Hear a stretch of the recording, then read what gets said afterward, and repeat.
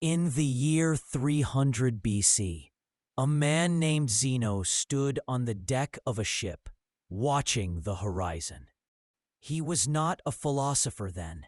He was a man of the marketplace, a wealthy Phoenician merchant, his hull heavy with a cargo of rare purple dye, the wealth of kings, the fruit of a lifetime of labor. The sea does not care for the wealth of kings. A single storm, a sudden shift in the wind. In an afternoon, the Mediterranean claimed everything: his gold, his cargo, his identity. Zeno was washed ashore at Piraeus with nothing but the salt in his wounds and the clothes on his back. Most would call this the end. Most would spend the rest of their days cursing the gods, haunted by the ghost of what they used to own. But Zeno was different. As he sat in the dust of the port, he realized that when the sea took his wealth, it also took his chains. He famously remarked, "I made a prosperous voyage when I suffered shipwreck." He walked into a small bookstore in Athens, picked up a volume of Socrates, and began to build a fortress that no storm could ever touch. He became the father of Stoicism. We are all Zeno now, but our shipwreck is not loud. It is not oceanic. It is a quiet, digital drowning. Our cargo is different today. We weigh ourselves down with digital status, fragile careers, and a desperate need to be seen by people we do not even like. We spend our lives decorating our hulls, polishing the wood, and convincing ourselves that we are safe.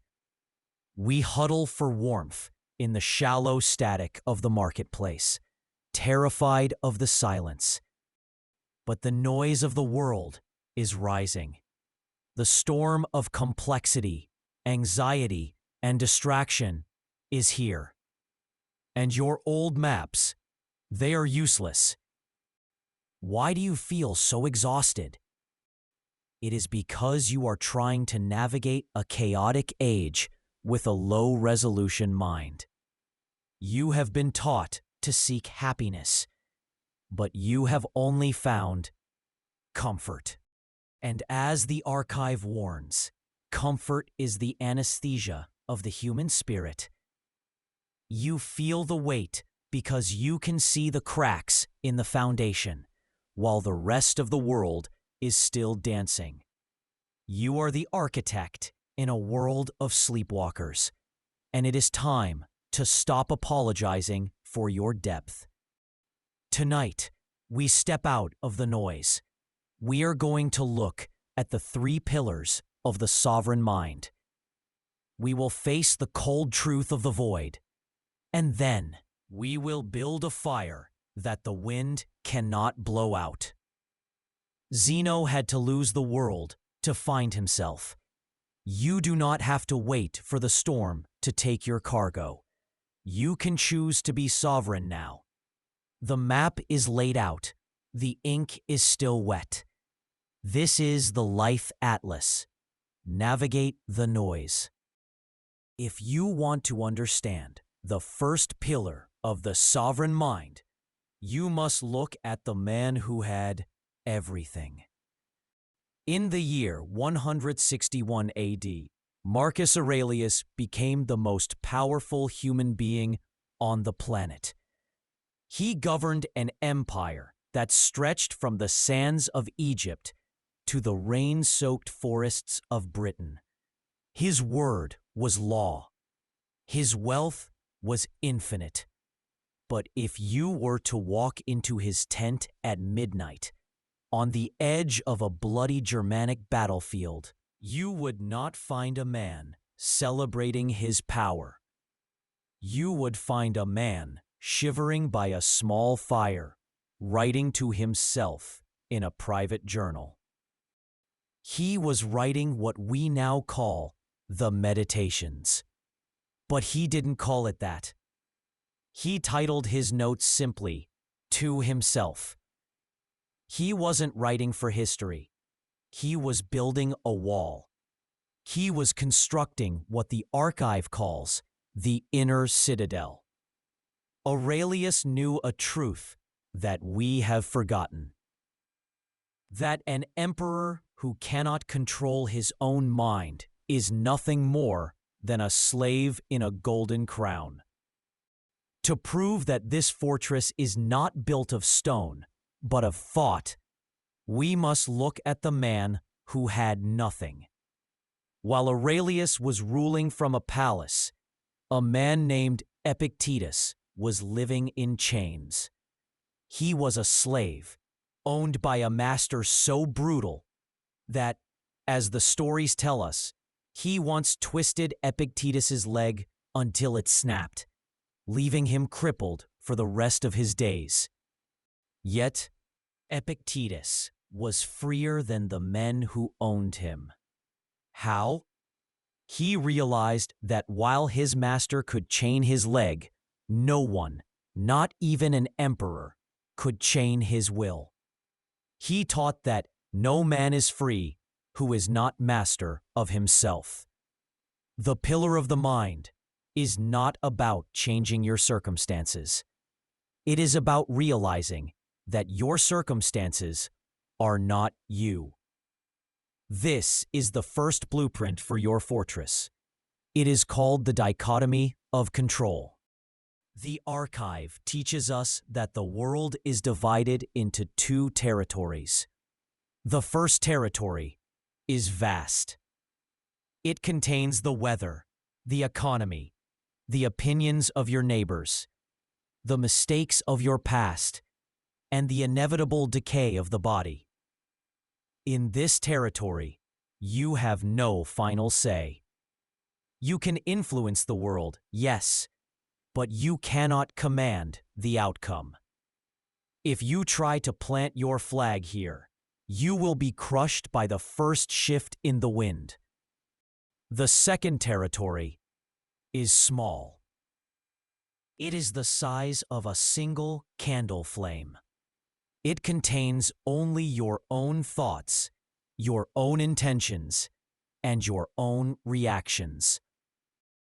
Most people spend their entire lives trying to govern the first territory while leaving the second in total chaos. They are occupied by the noise of the world. The sovereign architect does the opposite. He surrenders the world to the wind, and he focuses every ounce of his energy on the one thing he actually owns: his response. How do you begin construction? A fortress is not built in a day. It is built in the silence of the evening. The Stoics practiced a ritual of maintenance known as the evening review. At the end of every day, before sleep claimed them, they would sit in the dark and ask themselves 3 cold questions. 1. What did I do wrong today? 2. What did I do right? And 3.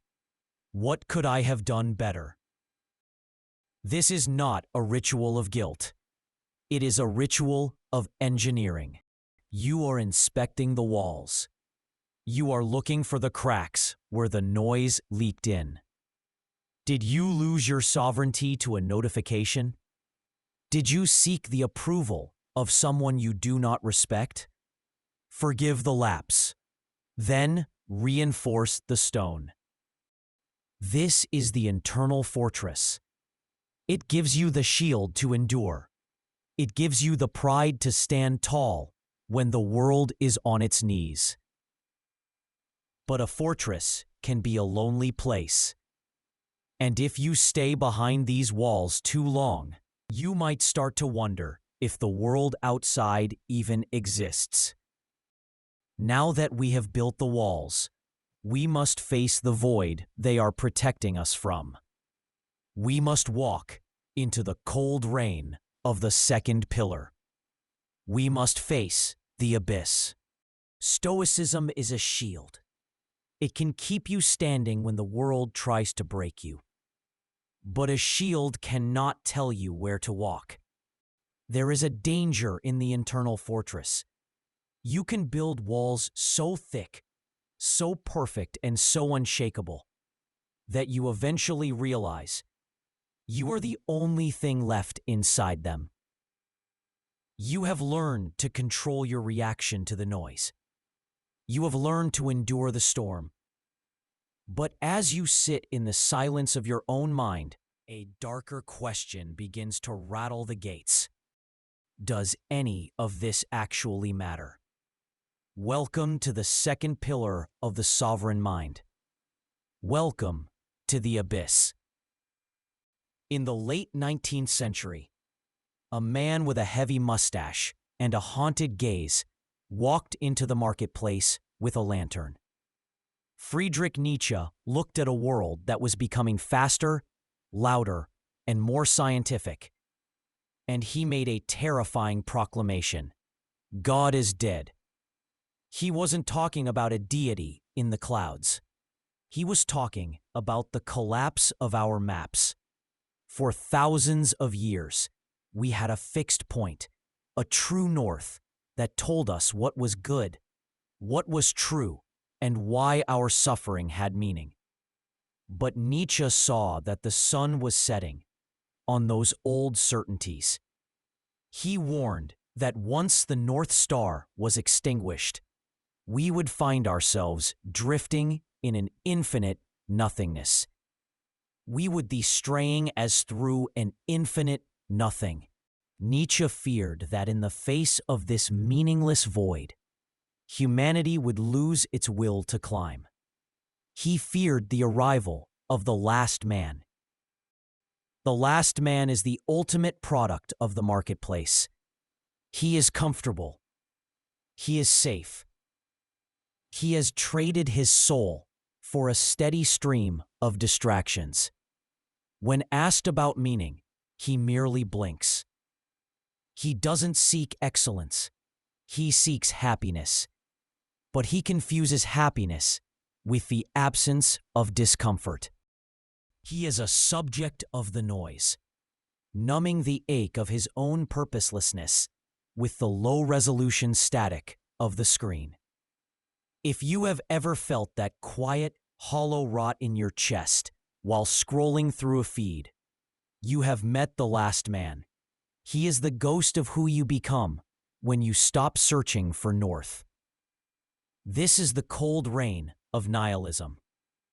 It is the realization that the universe is not a story written for you. It is a vast, silent, and indifferent machine. Your shipwreck was not a personal attack from the gods. Your suffering is not a test. It is just the wind. Most people cannot look into this abyss for more than a second. They run back to the noise. They decorate their sinking ships even faster. They pretend the walls of the marketplace are the walls of a home. But the sovereign architect does not run. He stands in the rain. He admits that the old maps are gone. It is only when you accept that the universe has no meaning that you realize the pen is finally in your hand. If there is no light in the sky, we must forge a fire on the ground. Now that we have faced the void, we must learn to create. We must move from the fortress to the forge. It is time to look at the third pillar. It is time to build. The Stoic built a wall to survive the storm. The nihilist stood in the rain and realized the sky was empty. But the sovereign architect does something more. He takes the stone from his fortress and the fire from the abyss, and he begins to forge. Nihilism tells you that the universe has no inherent meaning. Most see this as a tragedy. The architect sees it as a blank canvas. If the universe has no story written for you, it means the pen is finally in your hand. Meaning is not something you find like a hidden treasure. It is something you compose through the quality of your attention and the weight of your actions. To understand this, we look to a man who lived through a literal shipwreck of humanity. Viktor Frankl was a psychiatrist who survived the Nazi death camps. He observed that those who survived weren't necessarily the strongest or the healthiest. They were those who could forge a why for their suffering. Frankl realized that between the stimulus of the world and your response, there is a space. In that space lies your final freedom. This is the sovereign synthesis. It is the realization that while you cannot command the wind, you are the absolute master of the sail. Meaning is a muscle. You build it by choosing a north and refusing to drift. But how do we navigate this forge without getting burned? The archive has provided us with 12 coordinates, the foundational 12. These are not productivity hacks. They are rituals of character, designed to hold your ship steady in a world of static. Rituals like the horizon alignment, the Zeno pivot, and the digital sunset. First, we divided the map into two axes. The vertical axis is for your soul. It is where you perform the horizon alignment to find your direction and build the sovereign boundary to protect your energy. Then the horizontal axis is for the world. It is where you execute the Zeno pivot to turn failure into gain, and practice signal over static to mute the marketplace and find your deep work. These 12 practices are the blueprints for the internal fortress. They are the tools that prevent the last man from taking your wheel. We have transcribed these 12 coordinates into a single document, the Sovereign Navigator's Index. It is a manual for the shipwrecked and a map for the sovereign. You can secure your copy in the archive notes below. It is not a book of answers. It is a set of practices. Because in the Life Atlas, we do not merely teach you to read the map. We provide the tools to chart the chaos and the courage to find your north. When you implement these practices, the world doesn't change. The noise of the marketplace is still there. The cold rain of the void is still falling. But you have changed. You are no longer a subject of the noise. You are the architect. You are no longer drifting. You are steering. Now there is only one thing left to do. We must look at the final horizon. We must face the end of the voyage. Every voyage, no matter how grand, eventually meets the shore. We have spent this time building a fortress and forging a fire. But we must be honest about why the work matters. We must face the final shore. In the archive, we do not view death as a tragedy to be feared, but as a boundary that gives life its shape. Without the shore, the ocean has no meaning. Without the end, the journey has no weight. Look at your life from that distant horizon. When you finally dock at the final shore, the marketplace will not follow you there. The digital static, the hollow approval of strangers, and the petty anxieties of the day will vanish like mist. The only thing you will carry across that sand is your cargo, your character, the strength of the walls you built, the warmth of the fire you forged, the integrity of the map you followed. If you knew the shore was appearing tomorrow, would you still be decorating your sinking ship today? You are not a victim of time. You are the steward of it. The sovereign architect knows that every minute spent in the noise is a minute stolen from his north. Do not wait for the storm to take your cargo. Do not wait for the abyss to swallow your meaning. Use the coordinates. Build the fortress. Find the others who walk this path. The sand is moving. But for now, the pen is still in your hand. The gate to the archive is open. The index is waiting for you below. It is time to stop drifting. It is time to steer. I will see you on the next voyage. This is the Life Atlas. Navigate the noise. Find your north.